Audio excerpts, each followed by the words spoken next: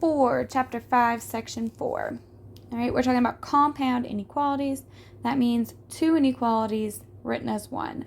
So you have basically like what they have here, which is one variable with two rules applied to it. So in this situation, my variable is v, and v has to be either greater than or equal to 4, and v has to be less than 18. Okay, so we have two situations or two rules applied to one variable. That's what we're talking about today. All right, so what you have here is x is greater than or equal to 3. We graph that. We know we put a closed circle on 3 and we go to the right. Okay, again, we have x is less than 7. We know closed circle to the left. All right, those are just graphing like we've seen. So what they're showing you here is we take these two inequalities and we can write them as one compound inequality. Okay, so the smaller number gets written first, the bigger number gets written last, and your common variable goes in the middle. Okay, because it's what's shared. They're sharing that common variable. All right? When you do that, okay, these two graphs, you can see they overlap between 3 and 7. Okay, so you shade the area between 3 and 7, and we had an open circle on 7. 7 wasn't included.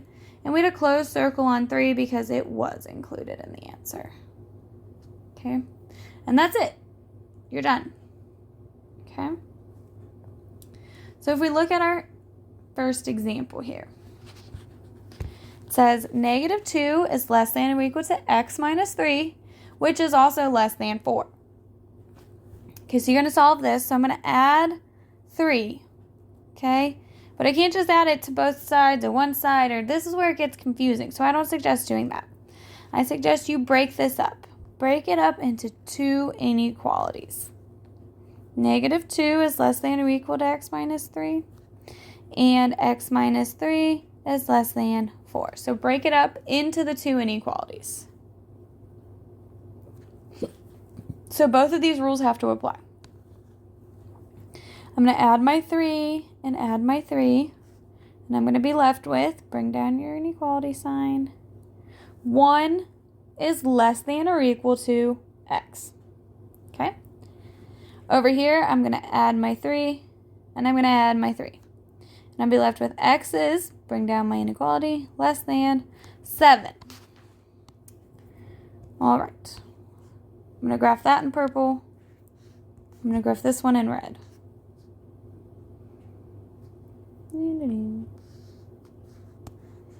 Purple first. Here's my number line.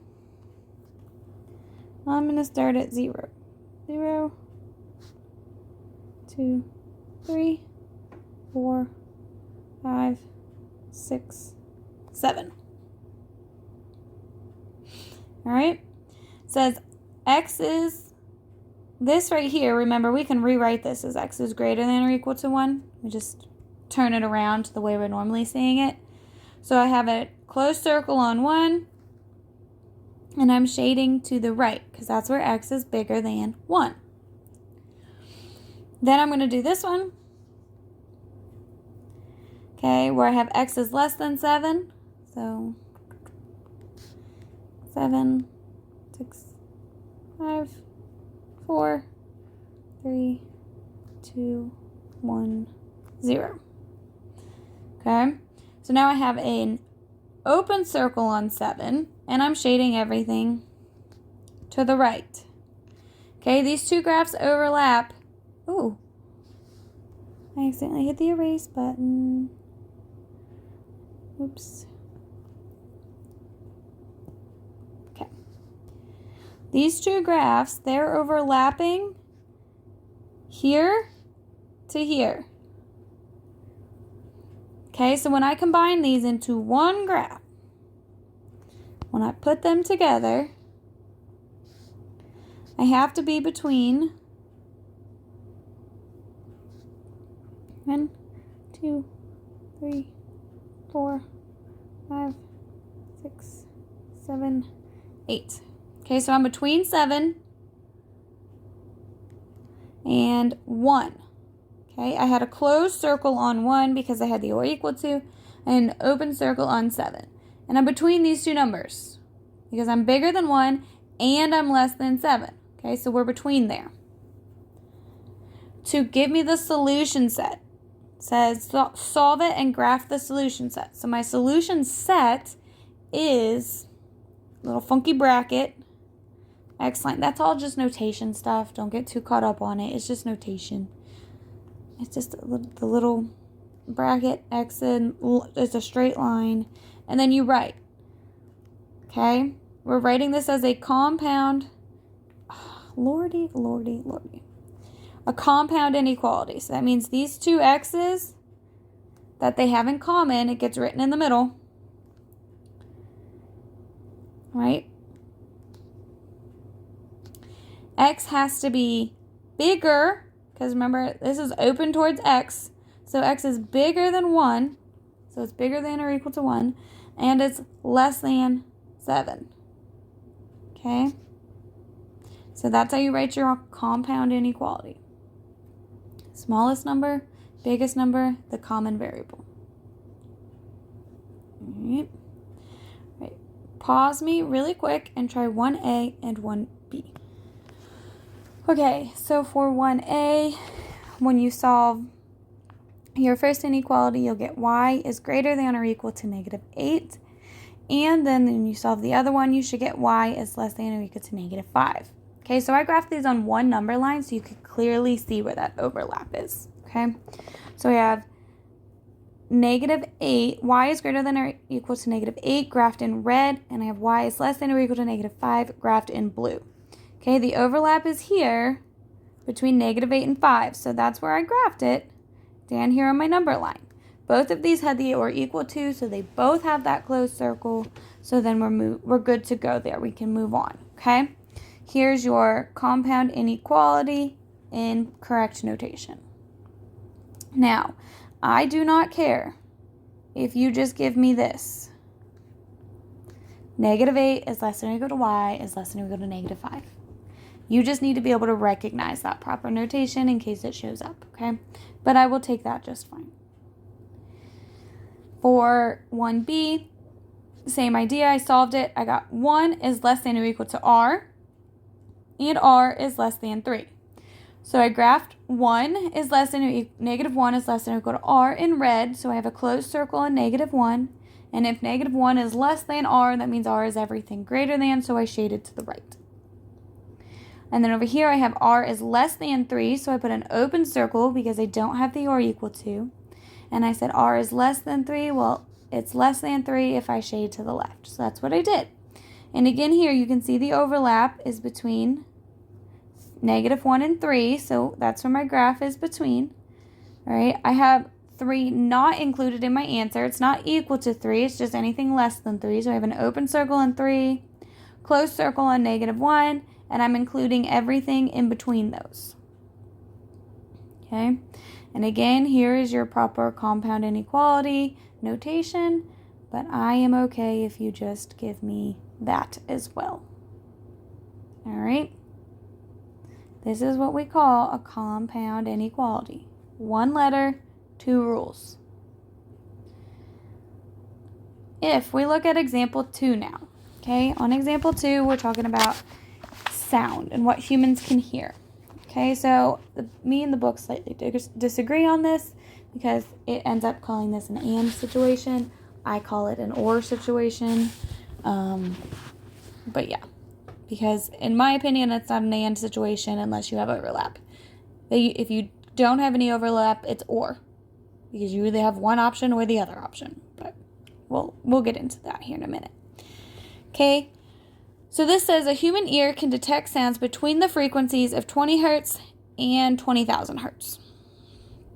And one is to write and graph a compound inequality that describes the frequencies of sounds that humans cannot hear.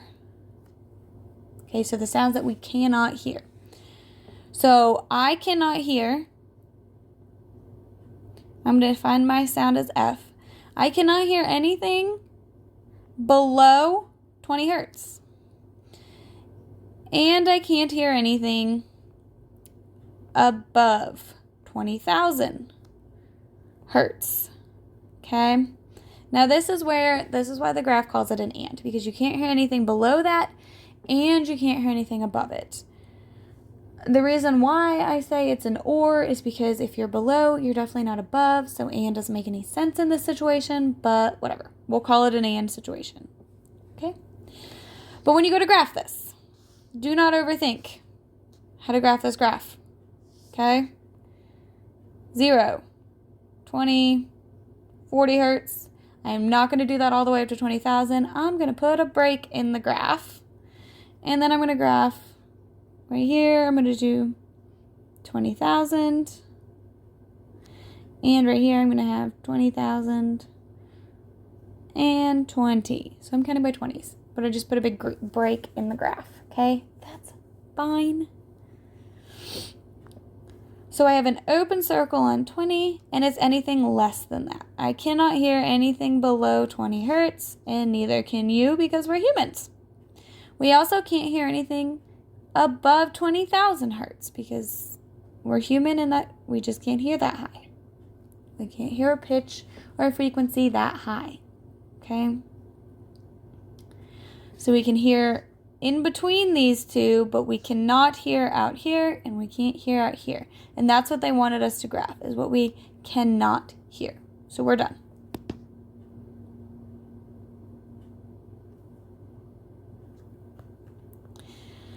For example 3, you're looking again kind of back like what we were just doing before, except now we have an or situation, which means we don't need them both to be true. We just need one of them to be true for it to work, okay? With an and statement, so if I'm blonde and I have blue eyes, that means both of those statements have to be true. I have to have blonde hair and I have to have blue eyes. If it says I'm blonde or I have blue eyes, then you're looking for somebody who is either blonde or they have blue eyes. They don't have to have both. Okay, that's the difference between this, okay? So when you go and solve, okay, we start the same way. You solve them separately. Subtract 7, subtract 7. Negative 2m less than or equal to negative 6. Okay, and then you're going to divide by negative 2. Divide by negative 2. Don't forget you just divided by a negative, so you do still need to flip that inequality around. And you're going to left with m is greater than or equal to negative 3. Over here, we're going to do the same thing. I'm going to solve in blue. Subtract 12. Subtract 12. 5m is greater than 25. Divide both sides by 5. You divided by a positive 5, so that symbol comes straight down. It doesn't flip.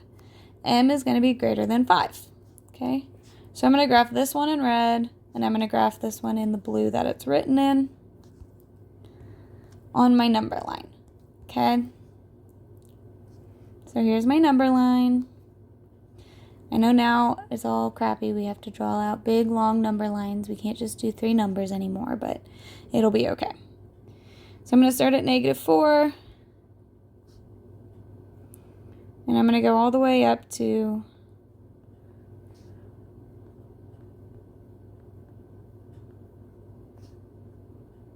I'm actually going to go one past. We're going to go to 6. Okay. So there's my number line. All right. So if I graph m is greater than or equal to negative 3, I have a closed circle on negative 3, and I'm shading everything to the right of negative 3. Okay? This all would be shaded. If I graph m is greater than 5, I have an open circle on 5, and we shade, again, everything to the right because m is greater than 5. All right, so you can see we have overlap. Just like we did before. Here's my overlap. Everything over here is overlapping. But the thing is, we don't really care because we just need one of these two situations to be true, right? This is an or statement. Or. So if I only need one of these two statements to be true, and all of this graph fits inside that graph, which it does, all of this graph, it gets included with that graph, then you only really need one answer set, and that is m is greater than or equal to -3. That is the final answer. Okay, if you want to graph it, you can. Like if you want to graph it again, you have a closed circle on -3, and it is everything to the right. Okay? Because if we're at -2, we are greater than or equal to -3, which meets one of our two criteria, which is all we need. We only need to meet one of those two criteria. All right? All right. Try 3A and 3B and just see what happens. All right. So for 3A, you would have A is less than 3, or you get A is greater than or equal to 4. So when you graph those, you do not get any overlap, okay? One starts at 3 and goes to the left. The other starts at 4 and goes to the right. So you actually just have a gap in the graph between 3 and 4, okay? And that's fine. It just stays there. You don't need to redo this graph. You don't need to change this graph. This graph is the graph. It is the graph of the situation, okay? And then your answer is literally just A is less than 3 or A is greater than or equal to 4. And that's it. All right? But in either way, it doesn't matter. If I'm greater than or equal to 4 or if I'm less than 3, it will work. It will work for this situation. We don't need to have both come out to be true, just one of them. All right? Over here, this one was pretty much done for you. You just needed to graph that. So I did in red. 9 to the left. X is less than or equal to 9, so I have a closed circle on 9, and I shade everything to the left. Is less than 9, so good to go. Over here, I solve this, and I end up with X is less than 2, so I have my open circle on 2, and again, I shaded to the left. We had overlap from here on, but it doesn't really matter because we only need one of these two straight statements to come out true. And because X is less than or equal to 9 includes X is less than 2, then your solution is just X is less than or equal to 9. Okay? We only need one of the two statements to come out true. So as long as we fit this criteria, we're good to go. All right? The homework is page 312 to 313, number 7 through 23. Odd. Okay.